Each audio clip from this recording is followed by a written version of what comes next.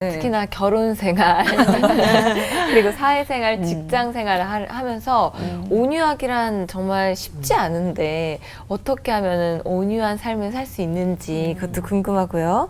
온유하지 못해서 부모 자식 간에 그리고 윗사람 아랫사람 부부 간에 관계가 깨지거나 조금 괴로워질 때 우리 목사님들은 어떻게 다시 온유를 찾으셨는지 궁금합니다. 정말 온유는 하나님 앞에 항상 어떤 상황이나 환경 속에서 내가 잘 될 때, 웃을 때뿐만 아니라 내가 고통받고 누구에게인가 억울하게 당하는 그 순간에도 하나님은 하나님이시잖아요. 그러니까 온유함에 대해서는 변함이 없어야 되는 게 맞는 거죠. 그럼에도 불구하고 말씀하신 것처럼 그 온유에 대해서 실패하게 되고 그럴 때 어떻게 하면 될까? 결국은 저는 그 모든 것이 예배하고 연결이 된다고 생각을 해요. 제가 생각할 때 예배는 내가 죽는 거거든요. 그러니까 그동안에 우리의 접근이 조금 잘못됐다고 말씀드리고 싶은 것은 저의 소견으로 예배를 드리면서 뭘 얻으려고 해요. 뭘 받으려고 하는 게 우리의 자세였습니다. 그건 다른 종교도 마찬가지예요. 그런데 정말 성경적인 예배, 하나님이 원하시는 예배는 하나님 앞에 우리가 죽는 거예요. 나를 내려놓고 하나님이 나를 지배하시도록 하는 게 진짜 예배잖아요. 그리고 그렇게 될 때 나타나는 것이 성령의 열매들이거든요. 그래서 역시 우리의 삶에서 그 온유함에 실패하게 될 때 하나님 앞에 엎어지자. 기어서라도 그분에게 달려가자. 매일매일 경험하는 일이지만 그것밖에는 방법이 없다. 우리의 힘으로 노력으로 우리의 참고 견뎌서 만들어지는 것이 아니기 때문에 그렇게 대답을 드릴 수 있습니다.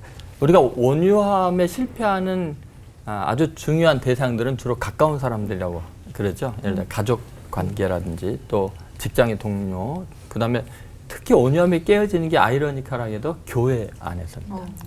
지금 한국 교회가 많이 지금 어려워지고 깨지고 갈등이 계속 일어나는 이유가 뭐냐면 내가 생각하는 교회는 이래야 되라는 이상형이 절대시되어 있는 거예요.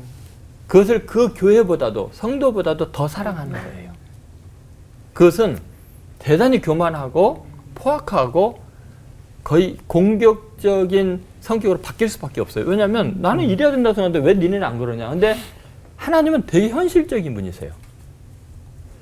이상적인 어떤 대상을 설정해 놓고 거기에 끼워 맞추려고 하시는 게 아니라 죄인들에게 내려오셔서 우리를 사랑해 주시고 데리고 가시는 거거든요. 근데 우리들이 온유를 잃어버린 이유는 대부분 너무 숭고한 뜻을 갖고 있어서 결국은 누군가를 정죄하게 되고 그걸 실현하지 못한 자기를 스스로 탓하게 되고 나중에 하나님을 원망하게 되는 거죠. 그러면 이제 온유함을 잃어버리는 거예요. 그러니까 우리들이 지금 신앙생활을 지금 굉장히 잘못하는 게 하나님은 우리 인간을 사랑하시는데 우리는 신앙의 교리를 사랑해요. 율법을 사랑해요. 자기 이상형을 사랑해요. 나라를 사랑하도 좀 똑같습니다. 두 번째 중요한 건 뭐냐면 그 온유함을 유지하기 위해서는 직접적인 관계가 불가능하다. 그리스도인은 누구를 대하든지 너와 나의 관계는 불가능하다는 걸 알아야 돼요. 반드시 하나님을 통해서만 다른 사람과의 관계를 맺을 수 있다. 예수 그리스도께서 이 사람의 죄를 위해서 십자가에 피 흘려 죽으시고 죄 사하서 하나님의 자녀가 되는 권세를 얻게 했잖아요. 그러면 누구를 대하든지 그리스도인은 목회자를 대할 때 너와 내가 아니라는 거예요. 목회자가 성도를 대할 때도 너와 나의 관계가 아니에요. 그것은 반드시 하나님이라는 존재를 두고서 그분의 시선으로 상대편을 바라봐야 돼요. 자, 예를 들어서 다윗이 사울 왕을 대할 때 귀신이 들렸고 제정신이 아니었고 자기를 죽이려고 하는데 마음 같아서는 죽일 기회가 있으면 죽이고 그 고통스러운 도피 생활을 끝낼 수 있잖아요. 근데 죽이지 못하죠. 왜요? 하나님께서 기름 부음 받은 자를 내가 손댈 수 없다고. 왜요? 사울이 나한테 어떻게 행했느냐, 그의 상태가 어떠냐 상관없이 하나님과의 관계 속에서 보는 거예요. 그는 하나님의 기름 부음 받은 자니까 하나님이 알아서 기름을 씻어내든지 제거하든지 이건 하나님의 일이에요. 내 손으로 할 수 없다는 거예요. 이 태도가 되게 중요합니다. 그래서 예수님께서 늘 제자들에게나 다른 사람들에게 하는 말이 뭐냐면 지극히 작은 자에게 한 것이 곧 누구에게 한 거라고요? 나에게 한 거라. 이 말은 직접적인 관계가 불가능하다는 거예요. 반드시 나를 통해서만 다른 사람 봐라. 그런 거죠. 그다음에 세 번째는 우리가 다른 사람을 대하는 태도는 곧 자기 자신을 대하는 태도가 된다. 비판을 받지 않으면 비판하지 말라 그랬잖아요. 근데 사실은 누군가에게 온유하게 대하면요. 온유는 다시 부메랑이 돼서 내게 돌아와요. 근데 포악하게 대하잖아요. 반드시 몇 배로 더 포악한 상태로 내게 돌아오게 돼 있어요. 그래서 우리는 누군가를 대하는 것은 너희가 대접을 받고자 하는데도 너희들 남을 대접하라는 예수님의 말씀을 생각하고 대해야 되는 거예요. 결국 우리의 온유함은 하나님 나를 좀 온유하게 대해주세요라고 기도하는 거나 마찬가지예요. 입으로 하는 기도보다 행동을 하는 기도가 더 강력하게 하나님 앞에 상달되는 거죠. 그런 걸 생각한다면 우리는 온유해질 수밖에 없겠죠. 원리적인 거 들었으니까 저는 좀 제가 실제로 하고 있는 거를 말씀드리고 싶은데 몇 가지가 필요한 것 같아요. 첫 번째로는 침묵할 수 있는 지혜.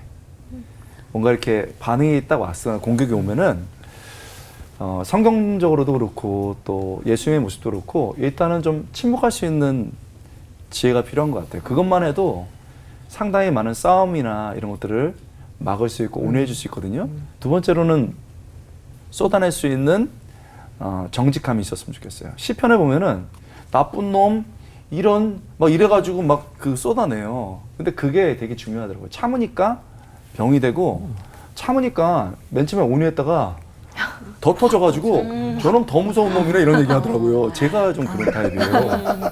참다 못해서 쏟아내면은 저 독한 놈이래요. 저렇게 다 분석하고 있었어 막 이러면서. 그러니까 쏟아내야 된다는 생각 들어요. 그래서 저는 저번에도 방송 때 한번 얘기했는데 그냥 뭐 욕해요 그 사람. 근데 그리고 욕하고 그다음에 싫다고 그러고 막 이렇게 얘기하고 이름도 하기 싫어가지고 대명사로 그 사람 뭐 그분 막 이러면서 하거든요. 그래서 쏟아낸다. 그래야 풀리더라고요. 그런데 사람 앞에서 풀어내면 이제 분노가 되는 것이고 하나님 앞에 쏟아내면은 하나님이 그랬냐. 그러니까 참으라는 게 아니고 쏟아내라는 거예요. 그러니까 침묵할 수 있는 지혜가 필요하고 쏟아낼 수 있는 정직함이 필요하고 쏟아내다 보면은 하나님이 이유도 가르쳐주고 편도 들어주잖아요. 그러면은 다가설 수 있는 용기, 그냥 선물 하나 보내고 메시지 하나 보내고 그 다음에 배짱이 있어야 되는 것 같아요. 뭐 어째 나는 할 만큼 다 했는데 하고 그냥 배짱으로 다시 한번 좀 너무 어렵게 생각하지 말고 해보고 또 이렇게 했으면 좋겠습니다.